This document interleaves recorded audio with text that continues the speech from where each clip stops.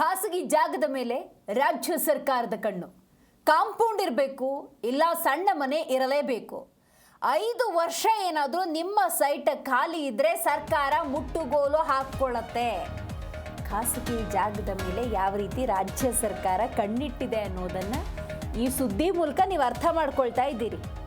ಬೆಂಗಳೂರಿನಲ್ಲಿ ಮುಖ್ಯಮಂತ್ರಿ ಡಿ.ಕೆ. ಶಿವಕುಮಾರ್ ಅವರು ಕೊಟ್ಟಿರುವಂತಹ ಎಚ್ಚರಿಕೆಯ ಸಂದೇಶ ಅಥವಾ ವಾರ್ನಿಂಗ್.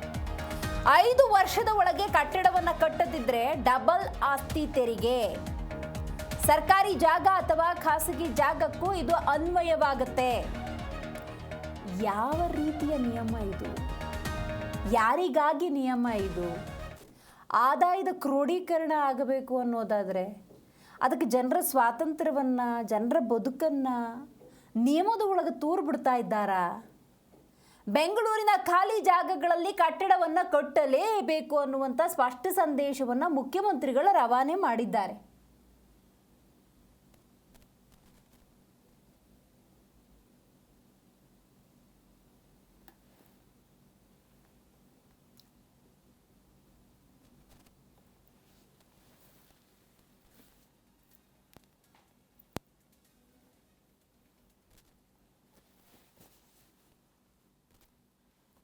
ಇದು ಯಾವ ಥರ ಲೆಕ್ಕಾಚಾರ ನಿಜಕ್ಕೂ ಕೂಡ ಅರ್ಥ ಆಗೋದಿಲ್ಲ.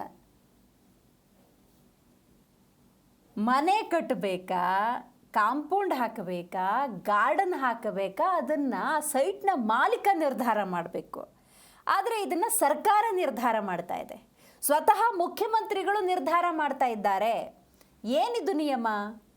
ಖಾಸಗಿ ಜಾಗದ ಮೇಲೆ ಸರ್ಕಾರ ಯಾವ ರೀತಿ ಕಣ್ಣಿಟ್ಟಿದೆ ಅನ್ನೋದಕ್ಕೆ ಇದೊಂದು ಸ್ಪಷ್ಟ ನಿದರ್ಶನ. ಅಂದರೆ ಸೈಟ್ ಮಾಲೀಕರಿಗೆ ಯಾವುದೇ ರೀತಿಯ ಸ್ವಾತಂತ್ರ್ಯ ಇಲ್ಲ. ನಿಮ್ಮ ಸೈಟ್ ಏನಾದರೂ 5 ವರ್ಷ ಖಾಲಿ ಇತ್ತು ಅನ್ನೋದಾದರೆ ಸರ್ಕಾರ ಮುಟ್ಟುಗೋಲು ಹಾಕೊಳ್ಳುತ್ತೆ. 5 ವರ್ಷದ ಒಳಗಾಗಿ ಒಂದು ಕಟ್ಟಡ ಕಟ್ಟಬೇಕು, ಇಲ್ಲ ಕಾಂಪೌಂಡ್ ಕಟ್ಟಬೇಕು.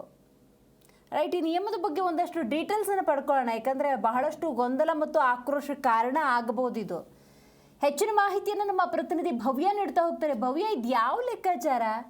ಒಂದು ಸೈಟನ್ನು ಬೆಂಗಳೂರಿನಲ್ಲಿ ಯಾರಾದರೂ ಒಬ್ಬ ವ್ಯಕ್ತಿ ಹೊಂದಿದ್ದಾರೆ ಅಂದರೆ ಅಲ್ಲಿ ಮನೆ ಕಟ್ಟೋದು, ಕಾಂಪೌಂಡ್ ಹಾಕೋದು, ಒಂದು ಗಾರ್ಡನಿಂಗ್ ಮಾಡೋದು, ಅದು ಅವರ ಹಕ್ಕು, ಅವರ ಆಸೆ, ಅವರ ಆರ್ಥಿಕ ಸ್ಥಿತಿಯ ಆಧಾರದ ಮೇಲೆ ಅದನ್ನು ನಿರ್ಧಾರ ಮಾಡ್ಕೋತಾರೆ. ಮುಖ್ಯಮಂತ್ರಿಗಳು ಮುಟ್ಟುಗೋಲು ಹಾಕೋತೀವಿ ಅಂದ್ಬಿಟ್ರೆ ಇದು ಏನರ್ಥ? ಏನು ಕಾನೂನಿದು? ಅಂದ್ರೆ ಈಗಾಗಲೇ ಫುಟ್ಪಾತ್ ಈಗ ತ್ಯಾಜ್ಯದಿಂದ ಸ್ವತಂತ್ರ ಅಭಿಯಾನಕ್ಕೆ ಇವತ್ತು ಚಾಲನೆಯನ್ನ ಕೂಡ ಗ್ರೇಟರ್ ಬೆಂಗಳೂರು ಪ್ರಾಧಿಕಾರದ ವ್ಯಾಪ್ತಿಯ 5 ನಗರ ಪಾಲಿಕೆಗಳಿಗೆ ಸಿಎಂ ಅವರು ಕೊಟ್ಟಿರುವಂತದ್ದು. ಸೊ ಪ್ರಮುಖವಾಗಿ ಬೆಂಗಳೂರು ಉತ್ತರ ನಗರ ಆಗಿರ್ಬೋದು, ಬೆಂಗಳೂರಿನ ಪ್ರತಿಯೊಂದು ಕ್ಷೇತ್ರದಲ್ಲಿ ಅಂದ್ರೆ ಈಗಾಗಲೇ ಎಲ್ಲೆಲ್ಲ ತ್ಯಾಜ್ಯ ಇದೆ ಅಂದ್ರೆ ಪ್ರಮುಖವಾಗಿ ಒಂದೊಂದು ಸೈಟ್ಗಳಲ್ಲಿ ಏನಾದ್ರೂ ಅಂದ್ರೆ ತ್ಯಾಜ್ಯವನ್ನ ಒಂದು ವೇಳೆ ಅಲ್ಲಿ ಸುರಿದಿದ್ರೆ ಅದೇ ಮಾಲೀಕರು ಅದನ್ನ ತೆರವು ಮಾಡಬೇಕಾಗುತ್ತೆ.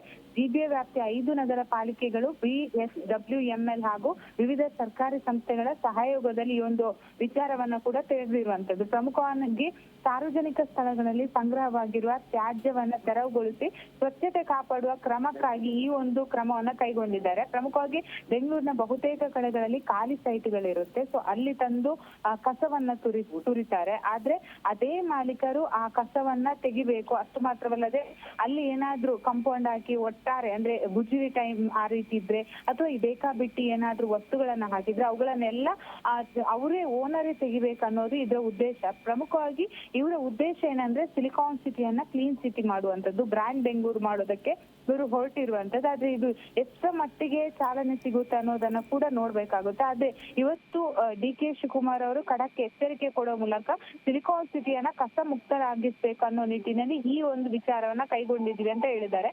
ಆದ್ರೆ ಈಗಾಗ್ಲೇ ನಾವು ನೋಡೋದಾದ್ರೆ ಮನೆ ಕಸ ತೆಗೆಯುವಂತಹ ಕೆಲಸವನ್ನ ಸಿಬ್ಬಂದಿಗಳು ಕರೆಕ್ಟ್ ಆಗಿ ಮಾಡ್ತಾ ಇಲ್ಲ. ಪರ್ಟಿಕ್ಯುಲರ್ ಆಗಿ 8:30 ಒಳಗಡೆ ಕಸವನ್ನ ತೆಗೆಯುವಂತಹ ಕೆಲಸವನ್ನ ಮಾಡ್ಬೇಕು.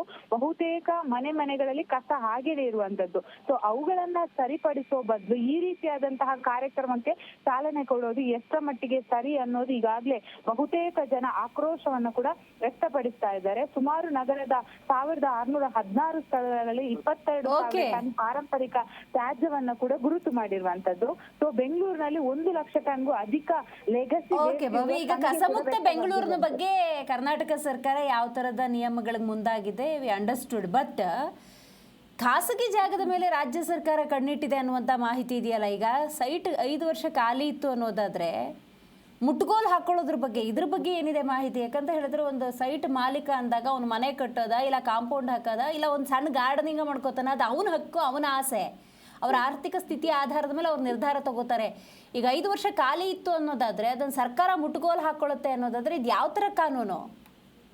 ಎಸ್, ಖಂಡಿತ. ಯಾಕಂದ್ರೆ ಈಗಾಗಲೇ ಕೃಷ್ಣ ಬೈರೇಗೌಡರು ಕೂಡ ಹೇಳಿರೋ ಪ್ರಕಾರ, ಅಂದ್ರೆ ಈಗಾಗಲೇ ಕೆಲವೊಂದು ಕಡೆಗಳಲ್ಲಿ ಸೈಟ್ಗಳು ಹಾಗೆ ಇರುವಂತದ್ದು, ಬೇರೆಯವರು ಬಂದು ಅದನ್ನ ಆಕ್ಯುಪೈ ಮಾಡ್ಕೋತಾ ಇದ್ದಾರೆ ಅನ್ನೋ ಮಾಹಿತಿ ಕೂಡ ಇರುವಂತದ್ದು. ಸೊ ಒಂದು ಸೈಟ್ ಅಲ್ಲಿ 5 ವರ್ಷಕ್ಕಿಂತ ಜಾಸ್ತಿ ಆ ಸೈಟ್ ಖಾಲಿ ಆಗಿದ್ರೆ ಆ ಸೈಟ್ ಅನ್ನ ಅವರೇ ಕ್ಲೀನ್ ಮಾಡ್ಬೇಕು, ಅಥವಾ ಒಂದ್ ವೇಳೆ ಆ ಸೈಟ್ ಅನ್ನ ಕ್ಲೀನ್ ಮಾಡದೇ ಇದ್ರೆ ಅದನ್ನ ಸರ್ಕಾರ ತನ್ನ ವಶಕ್ಕೆ ಪಡೆದುಕೊಳ್ಳುತ್ತೆ. ಅಂದ್ರೆ ಅಲ್ಲಿ ಯಾರು ಕೂಡ ಅಧಿಕೃತವಾಗಿ ಮಾಲೀಕರು ಇಲ್ಲ ಅನ್ನೋದು ಇವರ ಒಂದು ಈಗಾಗಲೇ ಅವರು ಪಡೆದಿರುವಂತಹ ಅಭಿಪ್ರಾಯ. ಬಟ್ ಇದು ಎಷ್ಟರ ಮಟ್ಟಿಗೆ ಸರಿ ಅನ್ನೋದಾದ್ರೆ, ಒಂದು ಸೈಟ್ ಅನ್ನ ಪಡಿಬೇಕಾದ್ರೆ ಬಹಳಷ್ಟು ಲೋನ್ ಎಲ್ಲ ಪಡೆದು ಆ ಸೈಟ್ ಅನ್ನ ಪಡೆದಿರ್ತಾರೆ. ಆದ್ರೆ 5 ವರ್ಷ ಅವರು ಫಾರಿನ್ ಅಲ್ಲಿ ಆಗಿರ್ಬೋದು ಅಥವಾ ವಿದೇಶದಲ್ಲಿ ಕೂಡ ಇರ್ಬೋದು. ಈ ಸಂದರ್ಭದಲ್ಲಿ ಆ ಸೈಟ್ ಅಲ್ಲಿ ಅಂದ್ರೆ ಕಸ ಹಾಕೋದಾಗಿರ್ಬೋದು ಅಥವಾ ಬೇರೆ ಬೇರೆ ಕೆಲಸಗಳನ್ನ ಇತರೆ ಮಂದಿ ಮಾಡ್ತಾ ಇರ್ತಾರೆ.